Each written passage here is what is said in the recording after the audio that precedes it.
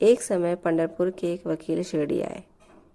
उन्होंने बाबा के दर्शन कर उन्हें प्रणाम किया तथा कुछ दक्षिणा भेंट कर एक कोने में बैठ वार्तालाप सुनने लगे। बाबा उनकी ओर देखकर कहने लगे कि लोग कितने धूर्त हैं जो यहाँ आकर चरणों पर गिरते और दक्षिणा देते हैं, परंतु पीठ पीछे निंदा करते हैं। कितने आश्चर्य की बात है ना। यह पगड़ी वकील के सिर पर ठीक बैठी और उन्हें उसे पहननी पड़ी। कोई भी इन शब्दों का अर्थ ना समझ सका, परंतु वकील साहब उसका गूढ़ार्थ समझ गए।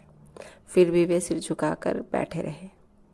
वाड़े लौटकर वकील साहब ने काका साहब दीक्षित को बतलाया कि बाबा ने जो कुछ उदाहरण दिया है वो मेरी ही ओर लक्ष्य कर कहा गया था। वो सत्य है। वह केवल चेतावनी ही थी कि मुझे किसी की निंदा नहीं करनी चाहिए।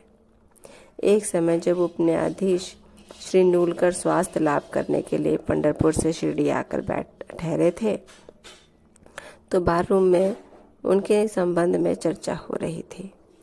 विवाद का विषय था कि जिस व्याधि से उपन्यायाधीश अस्वस्थ हैं, क्या बिना औषधि सेवन किए केवल साईं बाबा की शरण में जाने से ही उससे छुटकारा पाना संभव है?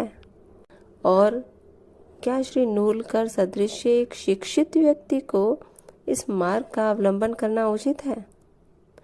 उस समय श्री नूलकर का और साथ ही साथ श्री साईं बाबा का भी बहुत उपहास किया गया। मैंने इस आलोचना में हाथ बटाया था।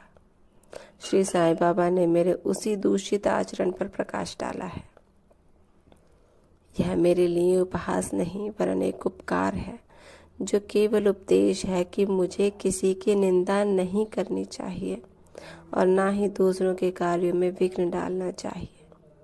शिरडी और पंढरपुर में लगभग 300 मील का अंतर है। फिर भी बाबा ने अपनी सर्वज्ञता द्वारा जान लिया कि बाथरूम में क्या चल रहा था। मार्ग में आने वाली नदियाँ, जंगल और पहाड़ उनकी सर्वज्ञता के लिए रोड़ा ना थे।